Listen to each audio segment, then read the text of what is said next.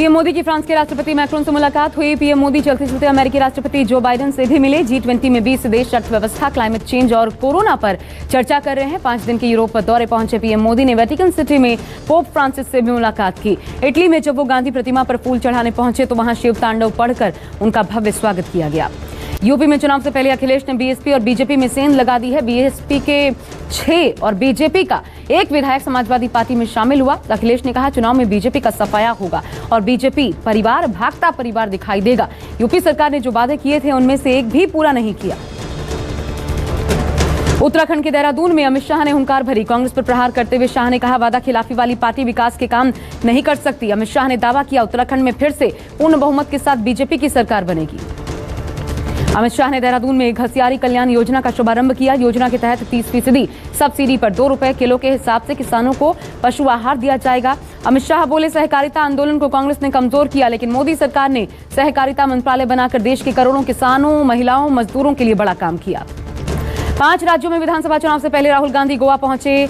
बेलसाओ में मछुआरा समुदाय के लोगों से मुलाकात की। सरकार पर निशाना साधते हुए कहा सरकार सिर्फ 4 से 5 उद्योगपतियों को फायदा पहुंचा रही है। कांग्रेस घोषणा पत्र में जो कुछ भी होता है वो गारंटी है। हम सिर्फ वादे नहीं करते बल्कि उन्हें पूरा भी करते हैं।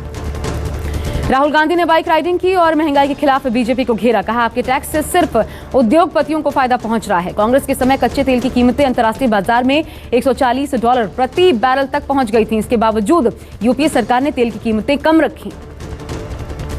गोवा पहुंची ममता बनर्जी ने कांग्रेस पर तंज कसा। कहा मोदी की ताकतवर होने की वजह कांग्रेस है। ममता ने कांग्रेस के साथ किसी भी चुनावी गठबंधन न करने का संकेत दिया। कहा कांग्रेस विपक्षी दलों को एकजुट करने में नाकाम रही है। नई पार्टी को लेकर कैप्टन अमरिंदर ने कहा जल्द ही अपनी नई पार्टी बनाऊंगा। कैप्टन ने कहा किसानों का मुद्दा हल करने की कोशिश होगी। किसानों का मुद्दा हल होने के बाद सीट बंटवारे पर बात होगी। उन्होंने कहा कि अकाली दल से अलग हुए गुटों से बातचीत की जाएगी। यूपी के अमरोहा में किसानों की महापंचायत में राकेश टिकैत ने बीजेपी और आरएसएस पर जमकर हमला बोला। कहा देश में हिंदू होने के लिए आरएसएस का सर्टिफिकेट होना जरूरी है।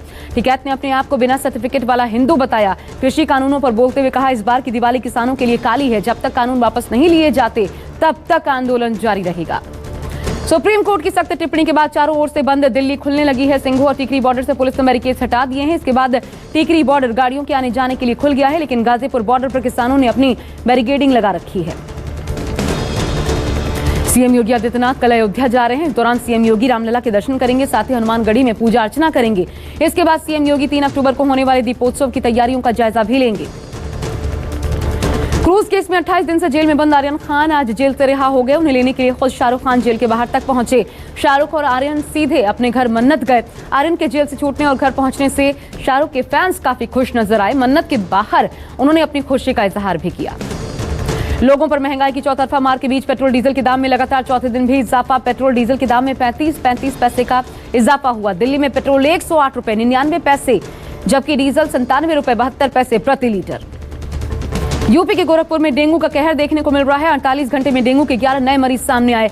मरीजों की संख्या बढ़कर 36 हो गई है। यूपी के हालात को देखते हुए दिल्ली सरकार अलर्ट मोड में है। दिल्ली में डेंगू, चिकनगुनिया रिजर्व बेड इनको लेकर बढ़ाने का आदेश जारी किया गया है। कन्नड़ स्टार पुनीत राजकुमार का आज बेंगलुरु में राजकीय सम्मान के साथ अंतिम संस्कार किया गया। पुनीत राजकुमार के पार्थिव शरीर को अंतिम दर्शनों के लिए बेंगलोर के कांतिरबा स्टेडियम में रखा गया था। भारी संख्या में पुनीत के फैंस स्टेडियम पहुंचे अपने चहेते सितारे को श्रद्धांजलि देने के लिए।